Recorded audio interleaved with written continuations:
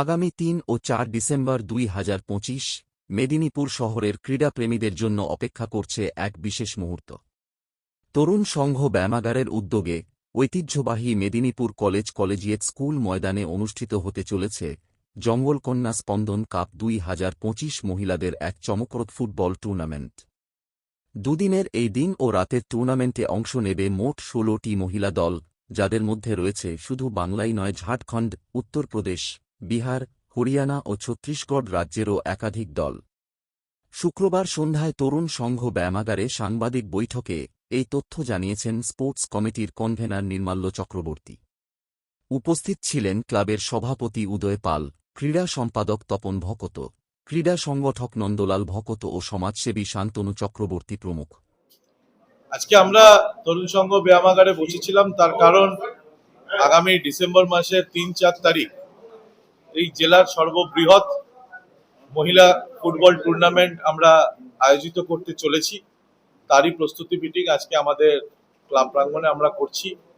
গত বছর থেকে আমরা শুরু করেছিলাম, যেটার নাম আমরা দিয়েছিলাম জঙ্গলকন্যা কাপ, যেখানে ১৬টি টিম মহিলাদের তারা আসবেন মেদিনীপুরের মাটিতে খেলতে।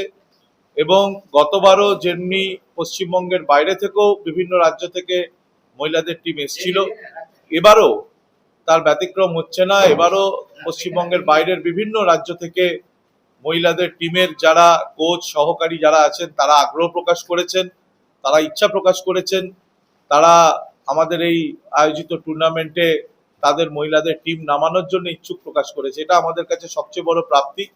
এবং মেদিনীপুর শহর শুধু নয়, আমার মনে হয় এই জেলা শুধু নয়, পশ্চিমবঙ্গের ক্ষেত্রে এত বড় মহিলা ফুটবল টুর্নামেন্ট কোনো ক্লাব, আমি সরকারিভাবে বা অন্যান্য যারা বৃহৎ ক্লাব আছেন, ইস্ট বেঙ্গল মোহনবাগান, তাদের মহিলাদের ফুটবল টুর্নামেন্টের কথা বলবো না, কিন্তু আমাদের মতো যে সমস্ত ক্লাব আছেন, আমাদের এই ক্লাবের এত বড় একটা মহিলাদেরকে নিয়ে এত বড় একটা টুর্নামেন্ট, এটা সত্যিই আমাদের কাছে একটা আলাদা অনুভূতি এবং প্রাপ্তি। মেদিনীপুর শহরের ক্ষেত্রেও যে বিভিন্ন রাজ্য থেকে মহিলা ফুটবলরা আসবেন, তারা মেদিনীপুর কলেজিয়েট ময়দানে তাদের ফুটবল প্রদর্শনী করবেন।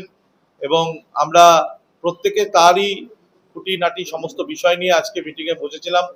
আমাদের উদয়বাবু এখানে আছেন, ক্লাবের সভাপতি, আমাদের নন্দদা তপনদা থেকে শুরু করে শান্তনুদা থেকে শুরু করে ছোটকা থেকে শুরু করে আমাদের ক্লাবের সমস্ত সদস্যরা এখানে উপস্থিত আছেন।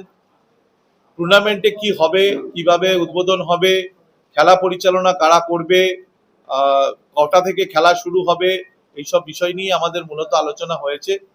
এবং আমরা নিশ্চিত যে এই টুর্নামেন্ট ব্যাপকভাবে সাড়া ফেলতে চলেছে। ডিসেম্বরের ৩-৪ মেদিনীপুরের জেলার, মেদিনীপুর শহরের সবাইকে আমরা সাদর আমন্ত্রণ জানাচ্ছি। এখন থেকে আসুন, মাঠে খেলা দেখুন এবং প্লেয়ারদের উৎসাহিত করুন।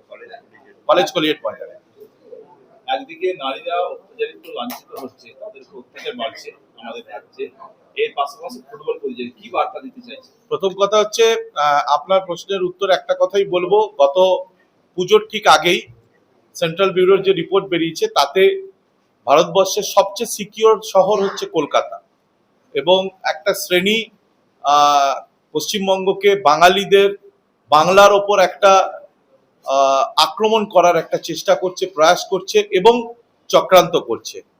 যেখানে ভারত সরকার বলছেন যে কলকাতা সবচেয়ে নিরাপদ শহর, সেখানে মেদিনীপুর শহরে কিছুদিন আগে দুর্গাপুজো হয়েছে, কালী পুজো গেছে গত দুদিন আগে, ঢলে ঢলে মহিলারা রাত্রিবেলা পর্যন্ত, ভোরবেলা পর্যন্ত ঘুরেছেন, পুজো আনন্দ করেছেন সারা পশ্চিমবাংলা জুড়ে। মেদিনীপুরও তার ব্যতিক্রম হয়নি, কোথাও কোনো অপ্রীতিকর ঘটনা ঘটে। কিছু ক্ষেত্রে বিকৃত কিছু মানুষ আছেন, যাদের জন্য আমাদের মাননীয় মুখ্যমন্ত্রী অপরাজিতা বিল এনেছেন বিধানসভায়, সেটা পাঠানো হয়েছে সই করার জন্য রাজ্যপালের কাছে। আমার মনে হয়, এটা আমার ব্যক্তিগত অভিমত, অপরাজিতা বিলের রাজ্যপালের ইমিডিয়েট সই করে লাগু করা উচিত। এবং আমার বিশ্বাস, পশ্চিমবঙ্গে যদি অপরাজিতা বিল লাগু হয়, ভারতবর্ষের অন্যান্য রাজ্যও কিন্তু এই অপরাজিতা বিল অ্যাকসেপ্ট করবে।